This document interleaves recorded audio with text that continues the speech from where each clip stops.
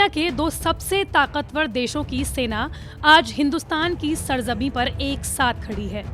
बीकानेर जिले के महाजन field firing range में भारत और अमेरिकी सेना का संयुक्त युद्धाभ्यास 8 फरवरी से शुरू हो चुका है। 21 फरवरी तक दोनों देशों की सेनाएं एक दूसरे के साथ युद्ध का अभ्यास करेंगी, जंग के मैदान की बारीकियों को भी समझेंगी। इस युद्धाभ्यास में अमेरिकी स्ट्राइकर ब्रिगेड के 250 सैनिक शामिल हो रहे हैं। वहीं भारत के 24 इन्फेंट्री डिवीजन के सैनिक भी अपने युद्ध कौशल का प्रदर्शन कर रहे हैं। सर, आज ओपनिंग सेरेमनी में उत्तराखंड त्रासदी को लेकर कुछ श्रद्धासुमन यहाँ पर दिए गए हैं। यूएस आर्मी ने भी कमेंट किया है, क्या कहना है सर उत्तराखंड त्रासदी को लेकर यूएस आर्मी और ऑफिसर्स से? यूएस आर्मी के प्यारो साहब ने बहुत संवेदना सबके साथ व्यक्त की है, जिसमें हम सब उनके बहुत आभारी हैं कि उस दुख को पूरा नेशन, यूएस के सारे सोल्जर्स, सारे ट्रूप्स और सारे समस्त यूएस की तरफ से उन्होंने हमारे लिए संवेदना व्यक्त की है। हम उनका बहुत आभार प्रकट करते हैं। The American Army to join you as partners during this wonderful exercise at this outstanding field training area. At first, I want to acknowledge and offer our sympathy and condolences for the people of Uttarakhand and for the tragic collapse of the glacier, and we send our thoughts and our prayers with all of those who are lost and for their families as well. We remain focused on the wonderful training that we have ahead for the next 2 weeks, and we look forward to learning many great things from our partners in the Indian Army. 8 फरवरी को इस opening ceremony में दोनों देशों की सेनाओं के बड़े अधिकारी शामिल हुए।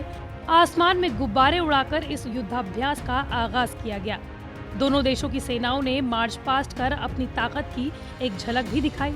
मुख्य ध्यान इस युद्धाभ्यास में यही रहेगा कि आतंकवाद से निपटने की चुनौतियां किस तरह से भारत और अमेरिका की जो फौजें हैं वो इस्तेमाल करती है और कैसे साइबर अटैक जैसे हमलों को नेस्तनाबूद किया जा सकता है। उसी तरह की रणनीतिक बारीकियां जो है, उन तमाम बारीकियों पर अगले कुछ दिनों तक दोनों देशों के सैनिक जो है एक दूसरे से रणनीतिक गुर उनको साझा करेंगे।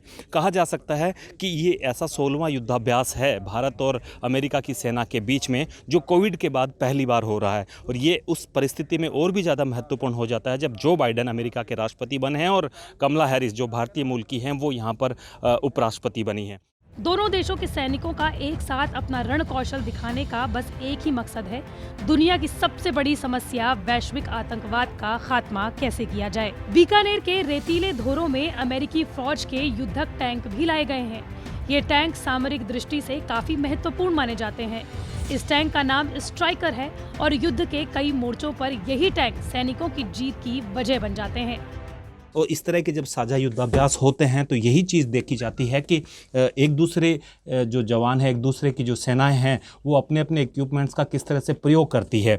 अमेरिका सेना यहाँ पर किस तरह से स्ट्राइकर का उपयोग करेगी और आतंकवाद जैसी वैश्विक समस्या को दूर करने के लिए अपना एक्शन करेगी, उन्हीं चीज़ों को भारतीय फ़ौज यहाँ पर समझेगी। तो दूसरी ओर भारत के कुछ ऐसे टैंक जैसे अर्जुन है, T-19 है, उनको समझने, उनकी बारीकियों को जानने के लिए अमेरिका के जो कुछ जवान जो साझा युद्धाभ्यास के लिए यहाँ पर आए हुए हैं वो भी समझेंगे। ये युद्धाभ्यास अपने आप में काफ़ी महत्वपूर्ण हो जाता है जब दुनिया के दो सबसे ताकतवर देशों की सैनिक एक दूसरे के साथ किसी भी चुनौती से निपटने के लिए यहाँ पर एकजुट हैं और अपने अपने इक्विपमेंट्स, अपने अपने रणनीतिक कौशल उनको एक दूसरे से साझा करते हैं।